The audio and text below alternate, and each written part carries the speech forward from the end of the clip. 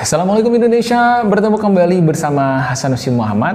Hari ini kita kembali di program Samara episode kedua.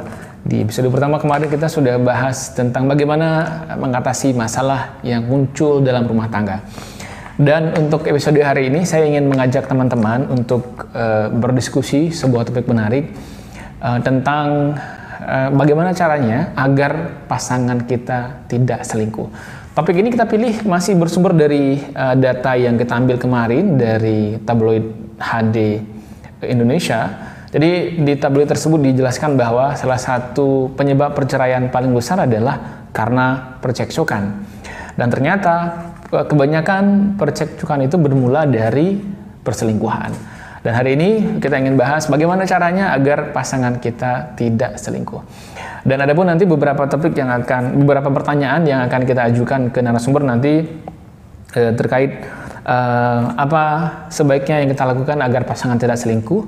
Kemudian yang kedua nanti kita juga akan bahas apakah keluarga yang pernah terjadi kasus perselingkuhan di dalam keluarga tersebut bisa harmonis kembali atau tidak. Yang ketiga kita akan bahas nanti bagaimana mengatasi perasaan curiga terhadap pasangan yang pernah terlibat kasus perselingkuhan. Dan yang terakhir kita akan bahas nanti bagaimana kita bersikap seandainya pasangan kita ketahuan selingkuh. Nah, seperti biasa mendiskusikan topik ini di samping saya sudah hadir Ketua Prodi Hukum Keluarga Pasca Sarjana UIN Araniri Bapak Dr. Haji Agustin Hanafi LCM. Assalamualaikum Pak Agustin. Waalaikumsalam warahmatullahi wabarakatuh. Pak Agustin, terima kasih sudah meluangkan waktu kembali. Ya. Jadi beliau luar biasa sibuk sekali hari ini tapi masih menyempatkan diri untuk mengisi dialog kita pada sore berbahagia ini. Baik, seperti saya bilang tadi Pak Agustin, kita akan bahas bagaimana cara melakukan agar pasangan kita tidak selingkuh. Pak Agustin, ini untuk mengawali diskusi kita pada sore berbahagia ini saya ingin mengajukan sebuah pertanyaan, dan ini mungkin based on observasi Pak Agustin begitu. Yang Pak Agustin amati mungkin dan Pak Agustin baca selaku praktisi keluarga begitu. Sebenarnya kasus perselingkuhan itu terjadi paling banyak itu disebabkan hal-hal seperti apa sih Pak Agustin?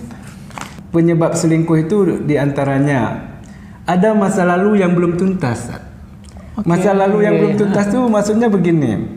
Dia pacaran sebelum menikah. Misalnya 4 tahun. Dia tahu pasangannya ini temperamen dia. Tetapi ketika dia mau menikah dalam hatinya nanti kayaknya berubah dia itu. Kayaknya gitu. Kemudian ketika mereka setelah menikah, suami ini ya tidak berubah. Jadi harapan dan ekspektasinya yang sebelumnya itu ya istilahnya kecewa dia. Nah, diam-diam ya melalui sana ada teknologi, kemudian digital, kemudian yang lain lah lewat Facebook dan macam-macam itu. Kemudian mereka ini ada juga karena berpisah misalnya suami bekerja di daerah mana gitu, atau di luar negeri gitu. Kemudian istri ini kurang perhatian dari suaminya. Misalnya tidak dikirimi belanja, kemudian ketika ditelepon jarang pun mengangkat, entah karena kesibukan pasangan. Akhirnya ya istri ini tiba-tiba ditemukan dengan suami orang misalnya. Itu karena berpisah. Jadi ada juga karena motif ekonomi. Dia merasa nyaman misalnya rumput tetangga lebih hijau. Suaminya ini sudah bekerja atau pemasukan sedikit, tetapi perempuan ini dia kenal dengan laki-laki yang lain, dia merasa nyaman, fasilitas terpenuhi, kebutuhannya terpenuhi. Akhirnya dia ya sudah dengan laki-laki itu. Kemudian ada orang yang tidak sadar, Ustaz. Nggak sadar ini apa? Kan dia SMS curhat, kemudian dia merasa nyaman. Nah, ketika dia merasa nyaman itu dia nggak berselingkuh gitu. Dia kan awalnya cuma hanya nanya kabar, kemudian menceritakan gimana keluarganya, kemudian dia merasa kayak terzalimi oleh pasangannya, tidak menemukan kebahagiaan. Kemudian yang ini ya entah dia pura-pura simpati, memberikan solusi, kemudian menawarkan alternatif yang lain, ya sehingga merasa nyaman, merasa nyaman. Sedangkan ke pasangannya yang sah sendiri itu tidak dia sampaikan apa problemanya itu, gitu kan. Tetapi lebih pada ya yang terlarang ini, gitu. Dia lebih terbuka. Inilah tantangannya. Kemudian itu juga merupakan apa istilahnya gangguan atau godaan setan yang memang ingin memisahkan keluarga kita. Betul. Jadi itu tadi beberapa masalah ya Pak ya yang kerap menjadi pemicu perselingkuhan itu sendiri. Artinya ada salah satu pasangan yang tidak puas dengan pasangannya begitu ya Pak. Betul.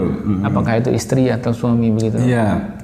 Dia merasa tidak puas, tidak nyaman, kemudian emosionalnya yang selama ini tidak misalnya tidak tercapai apa yang dia inginkan itu, tidak tersalurkan. Kemudian ketika proses yang sebelumnya itu, ketika kita menikah ada namanya proses beradaptasi. Nah, proses ini gagal dia lewati. Seperti yang kita ini kan tadi, ketika mau menikah, abang itu punya harta, punya mobil dan ini. Tapi ketika menikah ternyata itu adalah mobil pinjaman atau kredit atau yang lain. Kemudian tidak mampu dilunasi, ya sehingga mungkin pasangannya bisa kecewa, gitu. Atau kalau laki-laki itu suka begini dah, terpengaruhnya begini. Laki-laki ini pemikirannya itu kan spontanitas. Kadang dia ya nggak berpikir lama. Ketika ada sesuatu yang menarik, dia cepat beralih ke situ gitu. Apalagi kadang ya perempuan itu lembut ya. Kemudian laki-laki kadang di rumahnya juga ada masalah. Jadi nanti dia curhat, kemudian diajak dulu duduk, misalnya minum ya dari yang sederhana-sederhana. Kemudian nanti ya berkomunikasi intensif dan yang lain. Iya. Baik, ini menarik. Jadi itu tadi beberapa pemicu yang kerap menjadi awal dari perselingkuhan dalam sebuah rumah tangga. Pak Agustin, kemudian yang kedua, bagaimana seharusnya pasangan ya, bersikap ketika tahu misalnya istri atau suaminya ternyata berselingkuh begitu? Harusnya mereka bersikap seperti apa Pak Agustin ketika apakah itu istrinya atau suaminya ketahuan berselingkuh begitu? Ketika kita tahu pasangan kita berselingkuh, itu pasti kita kecewa berat. Karena dia telah mengkhianati ikatan perkawinan, perjanjian, dan yang lain yang sebelumnya dia utarakan. Nah, tentu akan kecewa, sakit hati, dan lain sebagainya. Nah, oleh karena itu kita sebagai pasangan ya tentu harus waspada. Di samping itu juga kita memonitor pergerakannya. Misalnya suami ini karena sebelumnya telah ketahuan, jadi kita bisa tanyakan teman terdekatnya, misalnya kawan kantornya, kawan kerja dan yang lain, apa abang sudah berubah misalnya. Atau juga ya kita lihat dari HP-nya, SMS-nya, kemudian cara dia berkomunikasi. Orang yang berselingkuh itu mudah dia terdeteksi, Ustaz. Pertama, HP sudah mulai kadang dikunci. Ketika ngomong nanti, ya biasanya lepas tertaruh di situ aja, dia ini ke kamar mandi pun kok sudah dibawa, misalnya kan? Iya betul. Ya, kemudian ya istri bisa mendeteksi, ini kok aroma parfumnya itu sudah berbeda dari sebelumnya. Kemudian kok ada perubahan drastis ini, kok lebih ini ya. Lebih perhatian terhadap penampilan dari segi kerapian dan yang lain sebagainya. Ada apa ini? Inilah perempuan biasanya mengamati nih. Jadi dari situ kita amati terus sampai ada benar-benar bahwa itu berselingkuh dia atau tidak. Jangan-jangan memang karena tuntutan misalnya di kantor harus tampil rapi dan sebagainya, itu lain hal. Nah, kemudian saat ini di era digital mudah sekali orang berselingkuh misalnya. Karena ada HP tadi Ustaz. Bisa janjian, bisa lewat Facebook, WA dan sebagainya itu. Nah, oleh karena itu ya diingatkan. Ya kita beritahu secara baik-baik, keluarga juga mengingatkan, teman mengingatkan bahwa berselingkuh itu adalah dosa besar karena itu mengkhianati dan menyakiti pasangan. Jangan dilakukan itu gitu. Bukankah dulu ketika kamu mau menikahi dia, kamu berjanji hidup semati, kemudian bersama keluarga datang atau membawa satu kampung untuk melamar dia, untuk meyakinkan calon mertua dan sebagainya. Nah, kita ingatkan terus, kemudian kita berikan bacaan, kemudian juga melalui pendekatan agama dan lain sebagainya. Itu banyak yang bisa kita lakukan dalam hal ini, Ustaz. Kemudian Pak Agustin tadi untuk maksudnya sebaiknya seperti apa? Apakah ketika si istri tahu suaminya selingkuh, apakah dia langsung mengambil sikap di saat itu, atau mungkin bisa dikomunikasikan terlebih dahulu apa penyebabnya seperti itu? Sebenarnya itu tergantung orang, bagaimana kedewasaan dia dalam bersikap. Apakah emosionalnya itu bisa terkontrol atau tidak itu. Bagi orang yang bisa, itu pasti dia akan bertanya dulu, ini gelagat apa? Karena orang yang berselingkuh itu, Ustaz, itu perubahan sikapnya itu ada, nampak dia. Tapi kadang dia nggak sadar gitu. Nah, istri bisa menanyakan, kenapa bang, kok ada apa, kok beda dari yang sebelumnya? Karena orang yang berselingkuh itu lebih sensitif dia, Ustaz. Kemudian mudah tersinggung ketika ditanyanya apa. Ya itulah dari sini gitu. Kemudian suami di lapangan saya lihat ketika ada dia tercium gelagat bahwa istrinya berselingkuh, itu dia amati. Kemudian sampai ke pergok itu, begitu dalam lah, sehingga nanti terjadilah pembunuhan, pertengkaran dan sebagainya. Na'udzubillah. Nah, pertama saya pikir itu harus dimusyawarahkan berdua. Apa faktornya? Kemudian ya kalau memang nggak bisa juga diselesaikan, ya ambil ya dari keluarga untuk menasihati dan lain sebagainya. Tetapi ada juga orang yang tak sudi menerima lagi pasangannya itu jika berselingkuh, karena dianggap itu adalah pengkhianatan besar terhadap keluarga itu. Nah, jadi dia nggak sanggup lagi. Ya. Jadi karena dalam benak dia itu, dia telah mengkhianati saya, nggak mungkin nanti saya bisa bahagia bersamanya gitu. Kecuali kalau memang total perubahan dan meminta maaf kepada pasangan itu bahwa benar-benar tidak akan mengulanginya kembali, tetapi dibuktikan dengan perbuatan. Ya kemana dengan istri itu setelahnya berdua, kemudian kalau ada HP pun cek di benar tidak ada lagi apa, tanya kawan misalnya. Ya kemudian dah berubah ibadahnya semakin kuat, ketakwaan dan menyesali. Karena selingkuh itu adalah dosa besar gitu ya. Makanya harus kita sesali itu, nggak selayaknya kita melakukan seperti itu. Luar biasa. Kemudian Pak Agustin, berikutnya, apakah keluarga ataupun pasangan yang pernah melakukan praktek perselingkuhan ini masih berpotensi bahagia kembali begitu? Berpotensi bahagia itu ada, tapi kecil dan sangat sulit. Bayangkan kalau kita misalnya telah kehilangan kepercayaan terhadap pasangan kita itu sulit dia. Dan perempuan itu ya sulit untuk percaya gitu. Contoh kayak saya tidak berselingkuh, tetapi istri saya sulit kadang percaya di awal-awal itu. Contoh begini, misalnya ini saya mengambil air galon. Kalau kita prediksi jaraknya itu hanya 5 menit, ternyata saya sampai 1 jam ya, tetapi tidak mengabarin istri. Jadi ketika ke rumah, ini kemana? Masa ngambil air galon 1 jam gitu. Padahal ketika kita di tempat air tadi jumpa kawan lama, tanpa dia sadar, kita minum duduk, kita pun duduklah di samping itu, nggak jauh dari itu.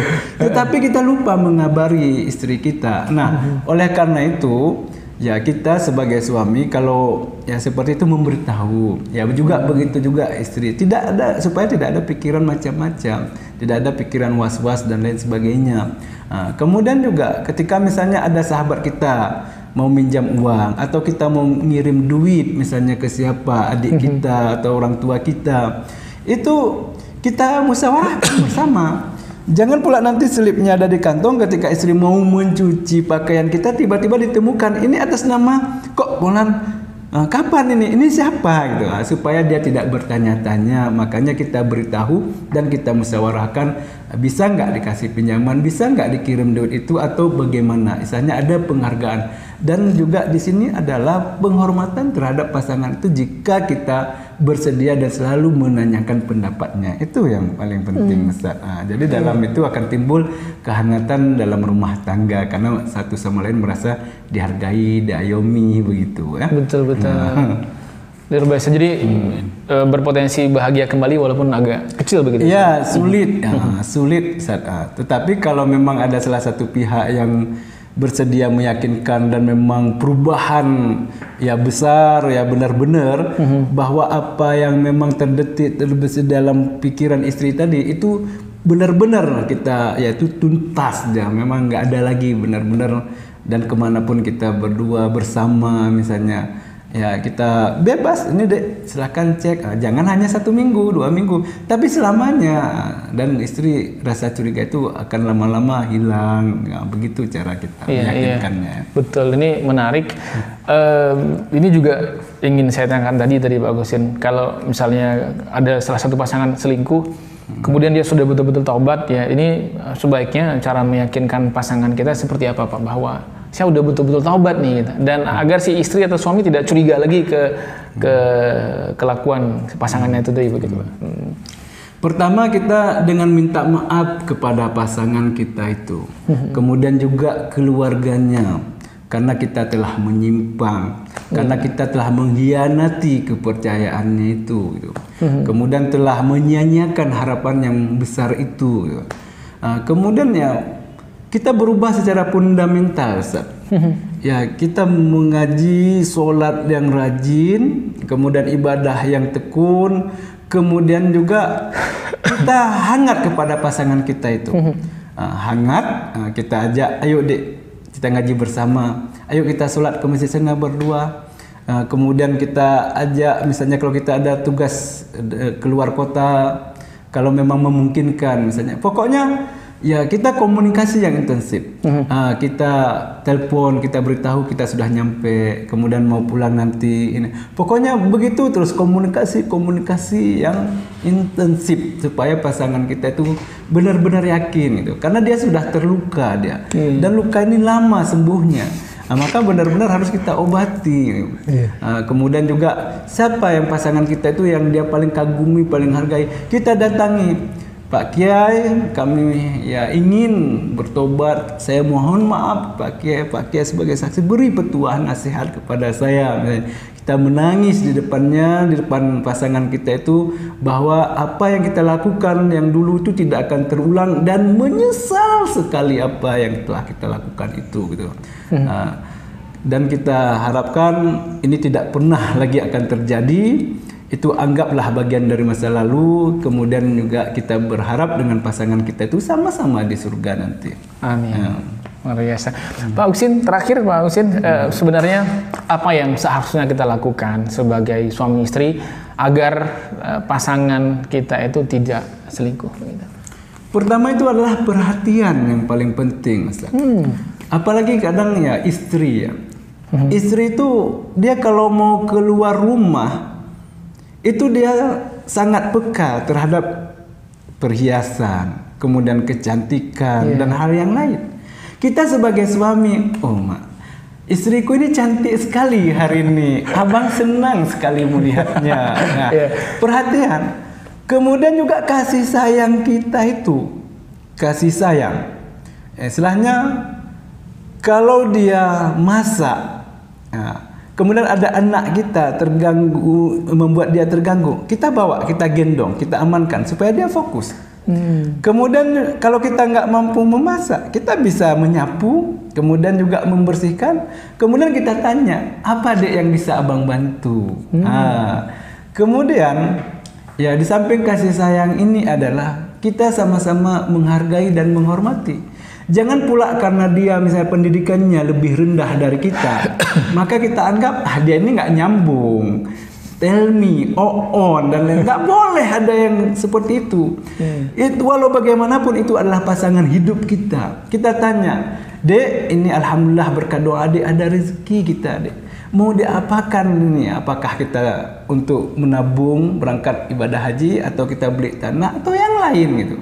Itulah namanya penghargaan terhadap pasangan karena meminta saran dan pendapatnya. Kemudian menghargai.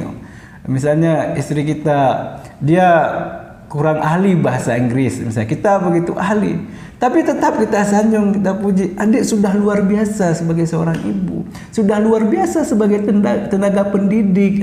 Itu bukan dianggap kekurangan, tetapi kita selalu berbenah, misalnya lebih maju, itu nggak apa-apa, jangan membuat dia resah. Karena perempuan ini dia psikologis, kalau membuat ya psikologisnya itu nyaman, itu dia ya senang, kemudian bahagia, mata berbinar. Makanya sering-seringlah memuji pasangannya.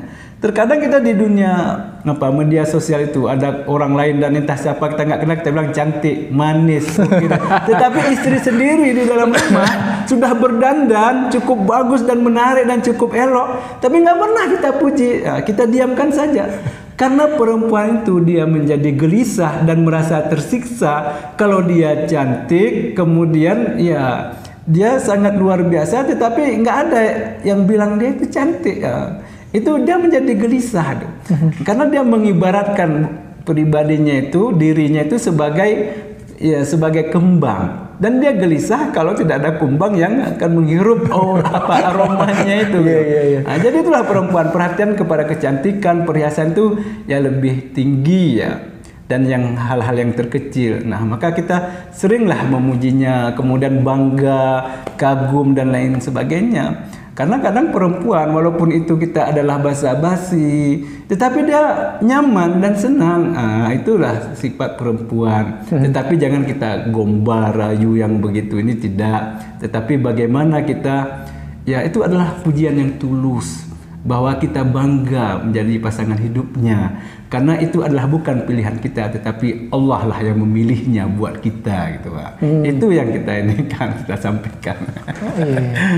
Kalau untuk perempuan Pak, sebaiknya seperti apa begitu agar suaminya tidak selingkuh begitu? Dari aspek perempuannya apa yang harus dilakukan sebagai seorang istri agar mengcounter dari suami berselingkuh begitu?